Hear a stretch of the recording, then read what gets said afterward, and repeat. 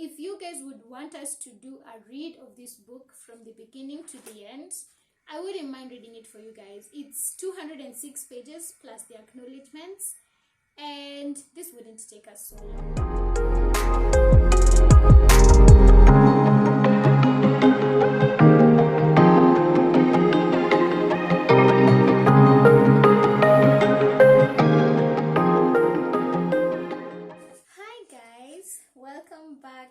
Another video, and today we are reading from the book of The Subtle Art of Not Giving a Fudge. So I just started reading this book, and while I was reading it, I was just like, Manze, the first few pages, this book is so real. I mean, we live in a society, just as the book says, we live in a society where people, or the society, makes us feel like we're not okay until we have more. But this book tells us from the first few pages that I have read, that at times it's just okay not to really mind that you do not have more, because then you live in a constant loop of self-criticism, or that is my understanding. Nico, page 9, and where I'm definitely reading it to the end.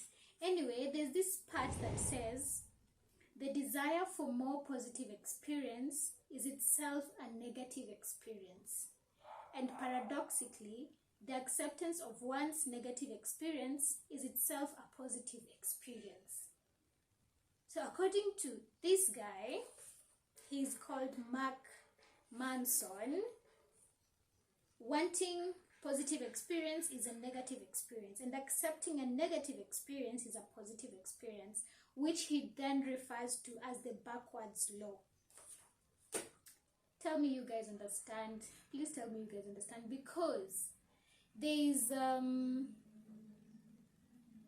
we have so many emotions, so many things that we are after, so many expectations, considering we live in a big society and human beings are social creatures.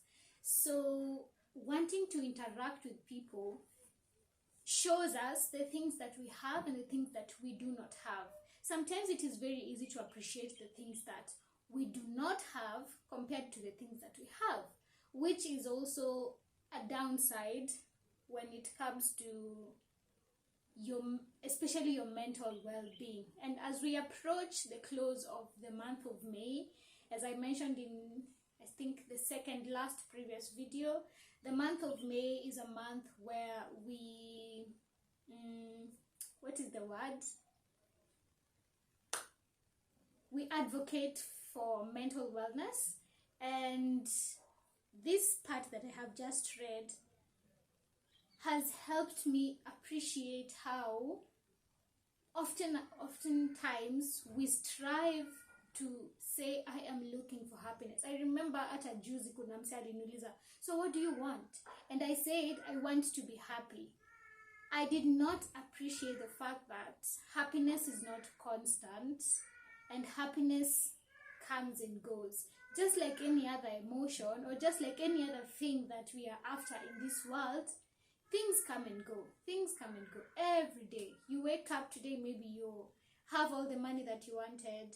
Tomorrow you have it a little bit less, or tomorrow you have another problem that this money cannot really fix. And honestly, it is good when we just sit down and appreciate everything that comes our way. It helps us learn, and it helps us deal with life in an easy way. And normally, okay, at the moment, I am going through a phase in my life, and some people have told me that I seem quite composed to be a person in such a situation, and I don't think I am really composed. I think it's because I have accepted, as this part just says. Let me read it again. Wanting a positive experience is a negative experience. Accepting a negative experience is a positive experience on its own. Because I tend to imagine, at the moment I'm not working. I tend to imagine if I did not accept the fact that, okay, the job is gone, I need to move on, do other things. If I constantly leave myself to exist in the loop of feeling like, oh yeah, I lost my job, what am I going to do? How am I going to exist without this job? Will I ever?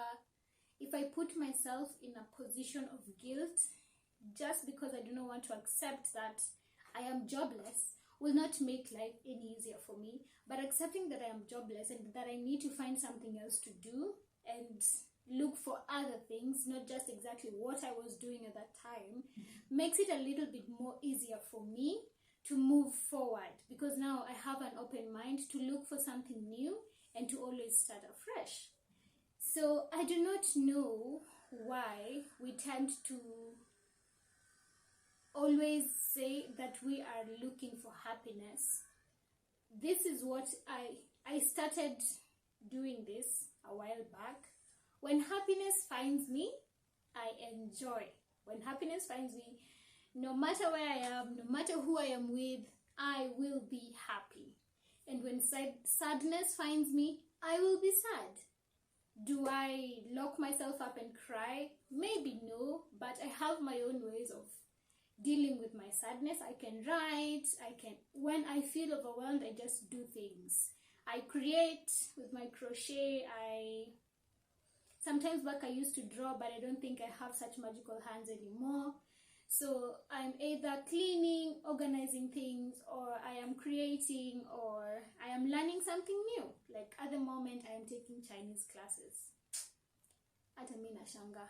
But well, it helps me deal with whatever I am going through. It is important that when we go through things, we take a moment to just experience everything that is coming our way. There are some people who, and I used to be such a person, Kitambo, I used to hoard emotions. I am sad, but I don't want really to be sad. I just want to show that I am okay. I am overwhelmed, but I don't want to show that I am overwhelmed, so I just pretend as though everything is okay. But something about emotional hoarding, it gets to a point that it is not good. It becomes toxic as time goes by, because we are human beings. There's only so much that we can take without breaking. And that said, I would really, really recommend that experience your emotions as they come. Experience life circumstances as they come. Learn what you can from them and move forward. There is no need of being stuck in the guilt and constantly pinching yourself for being in the situation that you're in, judging yourself harshly. You know, you will come to realize most of the time as we go through life, the fear of so-and-so will judge me, so-and-so will say this about me, most of the time is so unjustified, because most of the times these people hardly notice and these people do not say a thing, because sometimes there's just nothing to say. But knowing the situation, because you know it's better than anyone else who can ever judge you, so self-criticism can really pull you down. It can really limit the things you can do, and it can really be damaging to your self-esteem and also to your growth. So whatever circumstance you're in, if it is a good circumstance, please enjoy it, because nothing lasts forever. If it is a sad moment, please feel the sadness, deal with it, get through it, and move on. If it is frustration, relax, breathe, deal with it. Do not let it build up and build up and build up. Because one thing that I have seen happening more often is that you may not want to show that you are going through all these things, but how you treat other people, it's called a burnout. Is it a burnout? Yes. It shows with how you treat other people. If you're a mom, for example, you come back from work, maybe you're frustrated with work. You come back from work and you're letting it out on your kids, you're shouting at them, when really they've done nothing to warrant you shouting at them, or you're just negative towards your spouse. And sometimes you may not notice that you are hurting other people in your life just because you haven't even acknowledged the fact that you are going through something in the first place. So as Mark Manson tells us in this book, and this is on page 9, let us accept our experiences, be they positive or negative, so that we can easily get through the experiences of our lives. I wouldn't mind reading this book with you guys. If you have not read this book, please get a copy, or if you know someone who has a copy, borrow it from them, get to read it to know what's in it.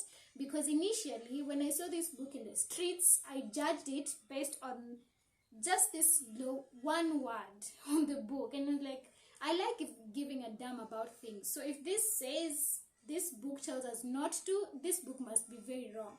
But then later on, I saw my cousin reading it. This is my cousin's copy, and it says a counterintuitive approach to living a good life. Who doesn't want to live a good life? I know I definitely want to live a good life. So I took it and decided I'm going to read it. So if you guys would want us to do a read of this book from the beginning to the end, I wouldn't mind reading it for you guys. It's 206 pages plus the acknowledgements, and this wouldn't take us so long, you know. Anyway, that's all I wanted to share with you guys today. I was just reading this part and I said, this is so true. My people need to know about this. And I will put links for you guys to see how you can reach me, to let me know if you would want to read this book together, and I would love to read it for you. Anyways, I guess I'll see you guys.